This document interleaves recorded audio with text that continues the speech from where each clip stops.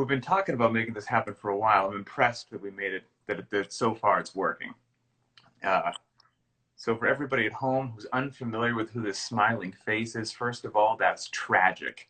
Everybody in the world, everybody in the CrossFit community should know the smiling face. This is Joe Westerlin, an individual that I worked with for many years at CrossFit.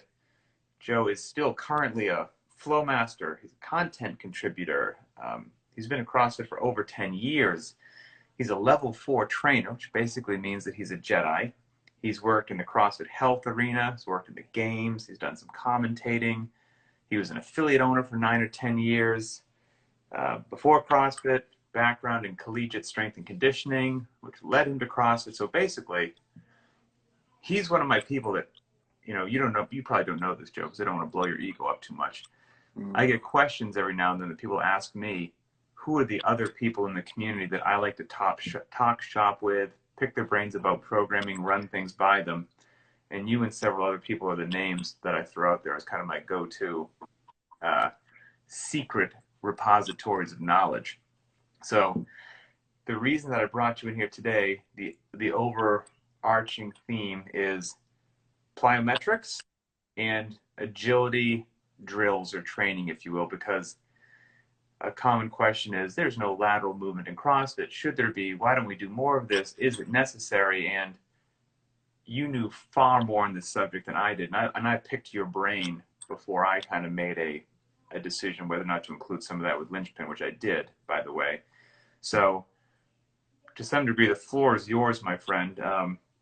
Let's start to go down the rabbit hole of plyometrics and agility drills. What are they? And are they worthwhile to the quote-unquote average CrossFitter? I got you. You cued me to talk. I think you went frozen there for a minute. Well, thanks for your kind words. Know that all the feelings are mutual. I think you're probably thinking the same thing right now. This is a professional setting. I'm so used to you messing with me and vice versa. I almost don't know how to handle compliments from you.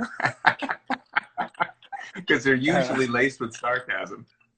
And the other way too. So, well, anyway, thank you.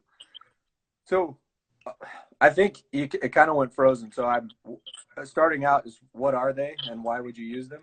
Absolutely, plyometrics and agility drills. Yeah. So, agility in a broad sense just is talking about direction change. So I think the conversation we're having today is when we're on 2 feet and we're actually changing directions, of our body, locomoting. Plyometrics is kind of funny because the original term, what it really refers to is kind of a very specific thing. It's talking about a quick eccentric load and then a change of direction the opposite way. So, like it kind of deals with the force of the contraction. And then over time, the word plyometrics was a kind of a broad generalization that referred to anything that involved jumping and landing. So we can expand on that in a little bit. But so if we could just simplify it, we've got sort of jump training, and that can be with movement, locomoting, or just up and down. And there's all kinds of different things we can do there. And then you have agility work in the sense of we're actually running, planting, cutting, changing direction, things like that. When people ask, should you do them as part of if you're the run-of-the-mill CrossFitter, the answer is yes, but how that gets incorporated or implemented into your training is where the fun part of the discussion comes from. Yes, for sure. So like right away, you don't see it a ton programmed in necessarily in the workout of the day as far as agility stuff is concerned. Sometimes it's not necessarily the bulk of the workout, and I think that's fine. And when it comes to plyometrics, I think everyone would agree the most popular thing that we see is box jumps. And then you will see in workouts from time to time some other jumping involved. But so random question, just so somebody at home might say, does any sort of jumping fall into that? So for example, single enders and double enders, is that jump training? Yeah. So that's funny because, again, if you come back to plyometrics, really the first individual to incorporate plyometrics, as far as we know, was very specific, and they were looking at like depth jumps where I'm jumping from a fairly significant height and Okay. I'm landing and then I'm exploding as quickly as possible back up off of the floor. So then when you get into just general jump training, we can call it plyometrics. You could categorize that in, to make it simple, 3 different areas: low impact foot contacts, higher impact foot contacts, and then you have what's going on in between. So if we use that language, then yes, you're anything with a jump rope, possibly even like little line hops, whether it's on 1 feet or 2 feet, that people often utilize as warm-ups. I think for this conversation, yes, we can include that in there, kind of a low impact plyometrics, if you will.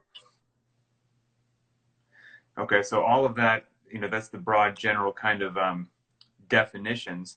And now people, I mean, just like there's 150 or 300 different exercises that we do in CrossFit, I'm going to have to assume that there's almost limitless jump training, plyometric drills, variance, reps, agility, almost to a point that it's dizzying and overwhelming. So now if you've got the coach or the affiliate owner that's like, okay, I understand what it is. Okay, well, before I get to how to implement it, you've defined it.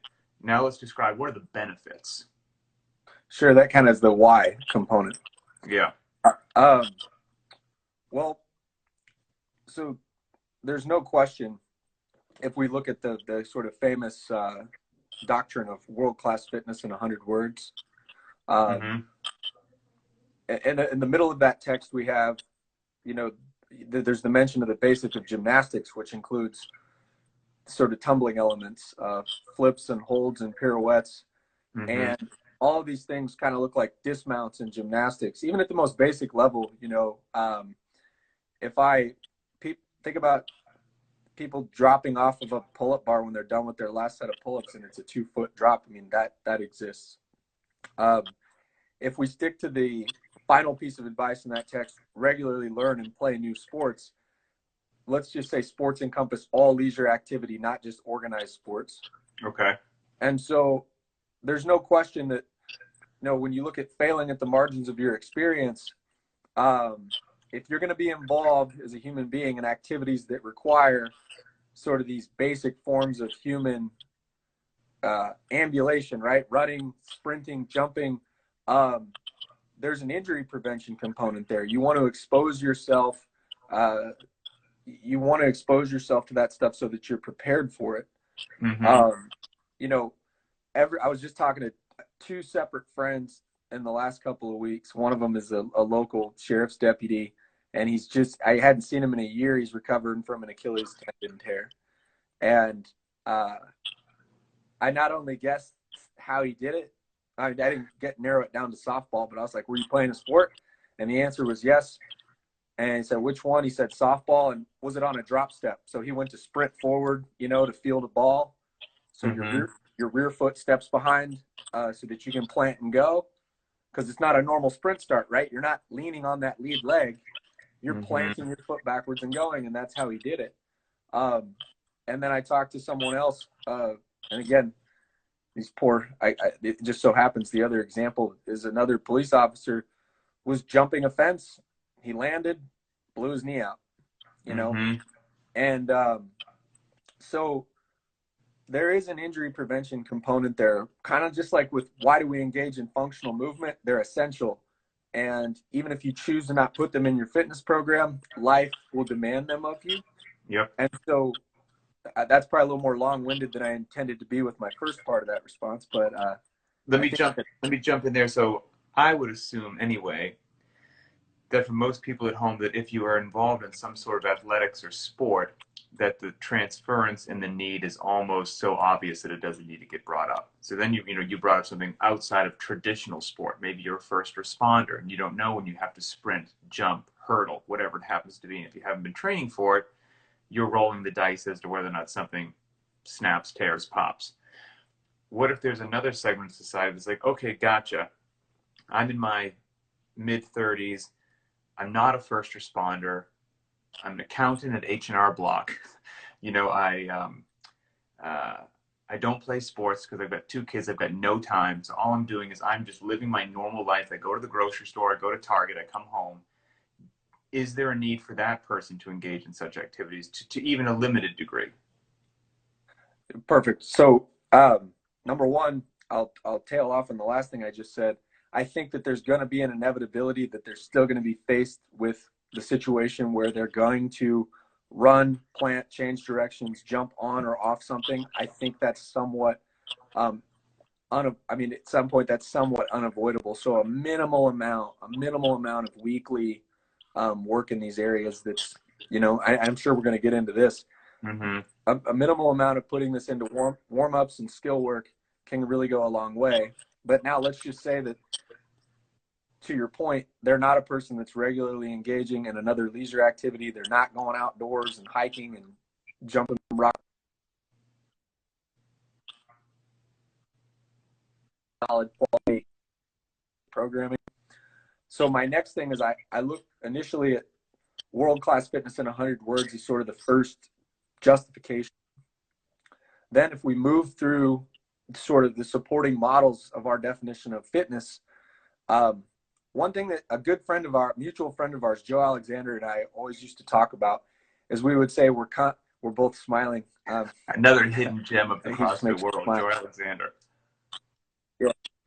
We always used to say that to prepare for lectures and Q&As and to justify our positions, we're always trying to disprove our literature, and so we asked myself the question, will incorporating agility work, linear and lateral movement, sprint work, ladder drills, plyometrics, jump training of all different intensities, will that model number one improve strength, flexibility, coordination, actually agility, balance, power, speed?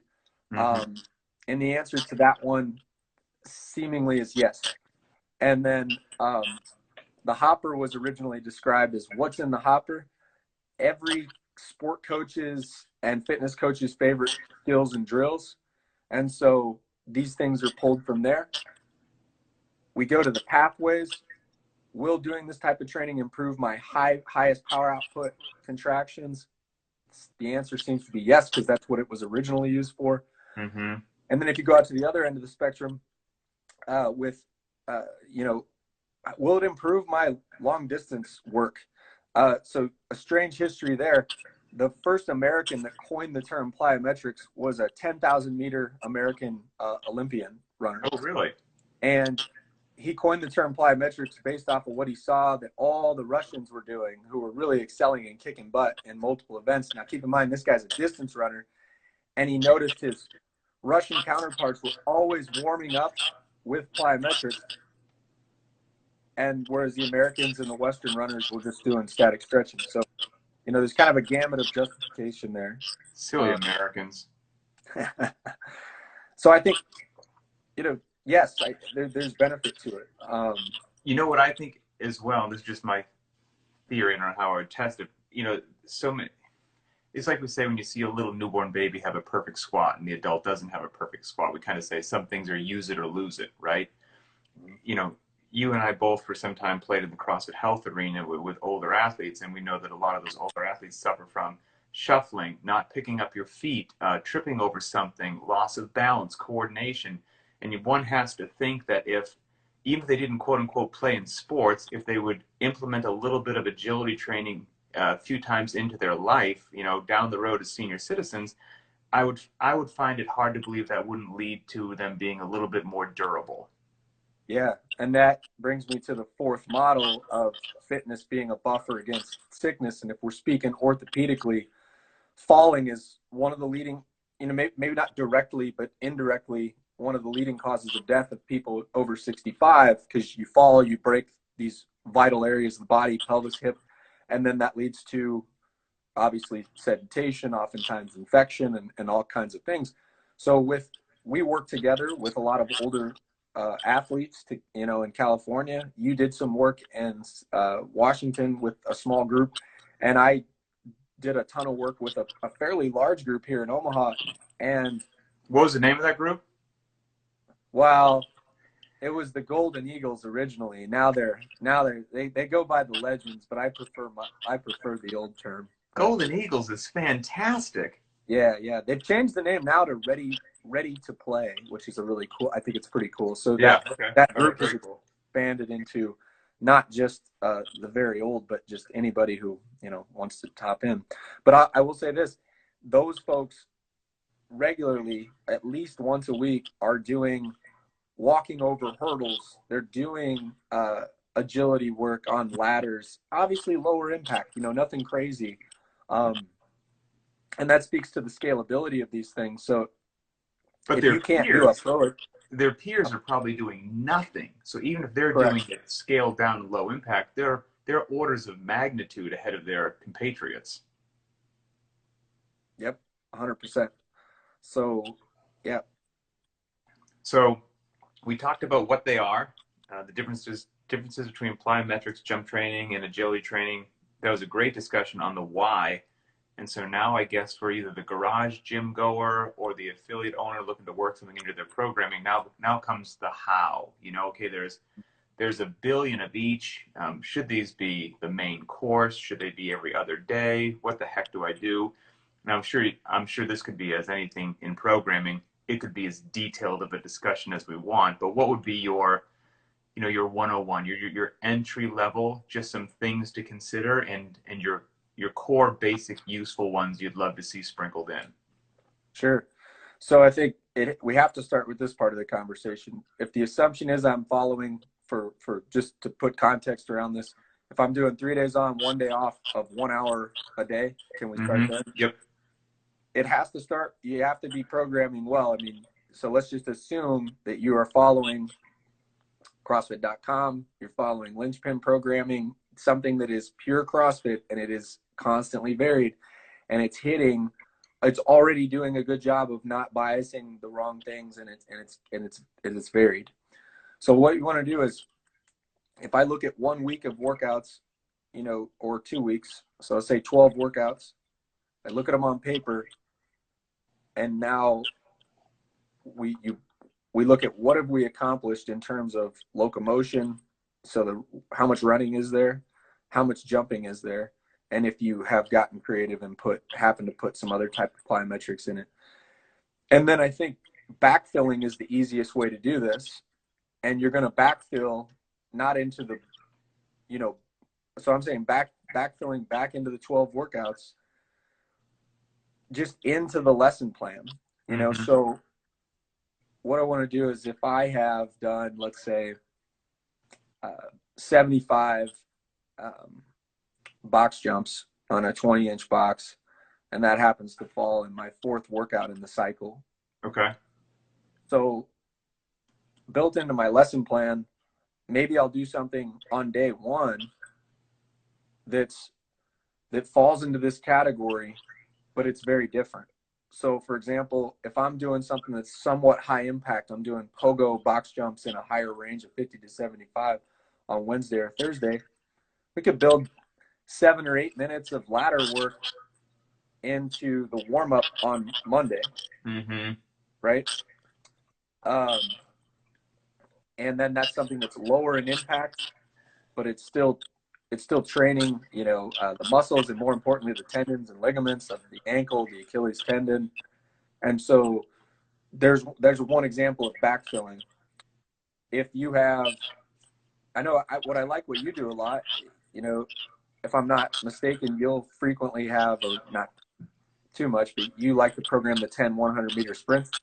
Oh, I like to program them. I don't know if anybody likes to do them, but yes, I like to program them. Sure. So just off the top of your head, how many times might you program something that looks like that in a given month? Once or twice? I would say, that short, probably once. Okay. Then we may have some 400s or 200s. Perfect. So, which is the bulk workout of the day, right? Yep. But if you're going to do that in the 3rd week of the month, and that's sort of something you have your eyeball on, then maybe in the first week of the month, you have sprint work that's in the warm-up. Nothing that taxes the person to the point where they can't, put forth intensity in the individual effort, but maybe you have some 50-yard strides, 7 to 10 of them, at the tail end of a general warm-up on a day where you have the time for that. So if I'm doing Fran, which I saw you did the first, that's a shorter workout. Welcome to Requires a 2021. shorter, yeah, exactly. Shorter workout requires a shorter specific warm-up. You've got the time to accumulate 5 to 10, 50, 60-yard strides in that general warm-up, you know, the supportive work. And then, you know, it's maybe at one other point in the month, that's where you bring in a running element that's got change of direction in it. And again, not in the workout of the day, but I can run some, you know, 5 back, 10 back, 15 back shuttles. And so now spread out throughout the month, let's say you have 4 sprinting type elements. One of them is the workout of the day. One of them is in a warm-up. The other one in the warm-up has change of direction. And, you know, now you're on your way to understanding like how you could easily backfill these elements. Okay. And so, you know, going back to your original example, you mentioned, you know, that in that cycle, maybe the 4th workout happened to have 75 box jumps in it, you know, 24 inches or 20 inches, whatnot, and then you backfilled from there. So that 75 box jumps, that was an example of some of these skills and drills you've been talking about in the main course, in the workout. And so some of them, obviously, I would think in your mind fit well in the workout, others fit well in a warm-up or an accessory piece. How do you make that decision? Yeah, I mean, I wouldn't claim to have an exact answer for that. I think that when it comes, what we bias to, you know, it's funny because we don't specialize, but we do have certain biases as pure CrossFitters. And we tend to bias towards things that are easily measurable. And so the box jump, whether it's done in a pogo form or you jump up and step down, we know that the amount of work being done each time is pretty consistent. So the double under, it's easy to keep track of. It's easy to count. And so it's difficult to answer that question perfectly, but I think when it comes to plyometrics, there has to be a big respect for the impact and the power and kind of the instability depending on which form you're doing. Okay. And I'll give an example. When I'm fatigued and I've done wall balls, I've done a 400-meter run, and then I come in and I'm going to do box jumps. Right. You know, if instead of that box jump, I was doing some type of single leg lateral bounding dot drill or something. Yeah, I mean, well, at least the dot drill, the you could track it, but the impact isn't so much that I'd be worried about. Okay. I wouldn't be worried about my orthopedic health if I wasn't used to that movement. Right. You know what I mean? Right. Yeah. So that's funny you brought that up, though. So why not the dot drill in the middle of the workout? Well, the intensity level of that, as far as force, distance, and time, is it's lower. So even though you could measure it, it's just a kind of a lower intensity. Now, if I'm talking about this lateral bounding, and I know people can't see me here, but if I jumped, and these are great drills to do in warm-ups at low reps when you're not used to this type of movement. If I jump off one leg and I spring forward at 45 degrees and land on my other leg, this is great stuff for skill work, warm-ups, but I'm not probably going to, when I have a vast number of people of different physical abilities and ages, I don't know if I want them while they're fatigued. Right. You know, necessarily doing that. And so I think we're looking at is it easily measured? Does it produce a high amount of power? And is it a stable situation, you know, that gives there's more of a natural safety element there. They're going to get all the benefit, if I'm understanding this, they're going to get all the benefit they need from that drill, doing it outside of the workout, doing it in the warm-up, doing it in the accessory. It's not necessarily a particular movement that we would largely say is productive of increasing somebody's work capacity. You know, it plays its role, but it's not something that's best served in the middle of a workout, under fatigue, with the clock running, et cetera, et cetera. Yeah, and depending on which, like, it would take probably another interview. As you said, there's just countless drills we can do with this. Some are more appropriate Mm-hmm. um, and others, you know, others are not. Now, there's certain things that, you know, like CrossFit's never been one to try to stifle creativity with programming.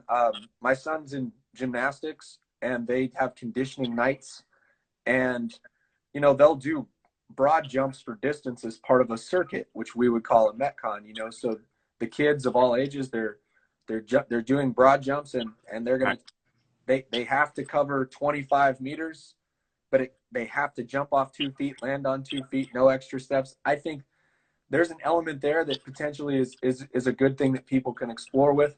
Sure. I would like to say this: when it comes to the agility side of it, I live in Nebraska. We have long, cold winter months, and we didn't have treadmills in the affiliate.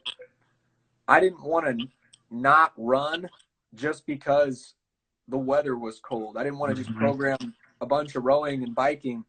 So naturally, what we did a lot of is, if I had in my mind, let's say the benchmark workout Helen, it was in my brain.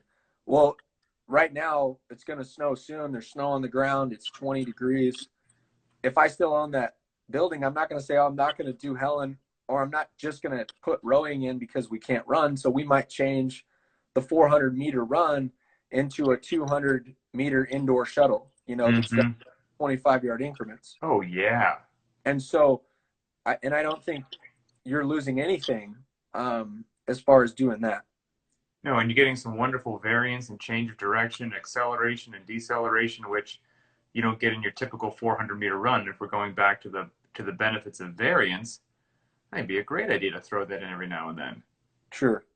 And so if you were, I don't know, I'm 38. You 49? I'm 45 this I year. know. I knew you were 45. Um, it's like, if we're not used to sprinting and planting and cutting, and we haven't been doing a lot of that, and I was like, hey, Pat, do you want to race 5 yards, plant, cut as explosively as you can, turn around and go the other way? I don't know about you, but I'm going to be a little bit nervous. I'm going to be like, we got to Oh warm yeah. up big time. Yep. No So way. I will say that the longer distance shuttle is a pretty safe way to ease your way into agility training. So, like, you know, in football, it's real popular to run across the width of the field, touch the line, and come back. Mm-hmm. Or, you know, in basketball, they'll do the free throw line and back, the mid-court and back. So these longer shuttles, you're not running as fast. So the nature of the plant and cut is not as explosive, but Mm-hmm. you're prepping the body for that. So I'm always worried when I talk about these type of things that the guy like you or me is going to be like, okay, I'm going to go out and just cut loose right away. Full bore today. Yeah, there's always one person that pulls a hamstring on the 10 by 100 meter day, right? Oh yeah. And Oh yeah. because they haven't sprinted in 12 months, and then they run as fast as they can. And Yep. so throwing caution to the wind, you know, there's creative ways of starting very gradually with this stuff. It's almost like I heard somewhere. Have you ever heard of the three words mechanics, consistency, and then intensity? Perfect application here. Yeah. Yeah. I think that would serve people very well. Well, somehow we've been going, I think, for about 30 minutes or so. So there is potential to circle back on this if there's an appetite from the community for a deeper dive. I think it's fantastic, and I think it's an area that more people would benefit from, which is exactly why I want to chat with you. So maybe we can pause here and then I'll see what questions roll in after people watch this video, what they were left still kind of craving or wondering. I can then we can circle back sometime in the future, potentially for a part two. Yeah, because I'm sure we just scratched the surface, so there's probably a lot of how-to questions in there, and you know, points of clarification. So anytime, man. All right, brother. I genuinely appreciate your time, and you know, talking to you for 30 minutes with no sarcasm really got me out of my comfort zone. I was uncomfortable. You're gonna get some just visceral texts from me in the next 10 minutes because I That can't. that will bring balance to the force. All right, brother. You have a good day, man. All right, thanks, man. Later. Later.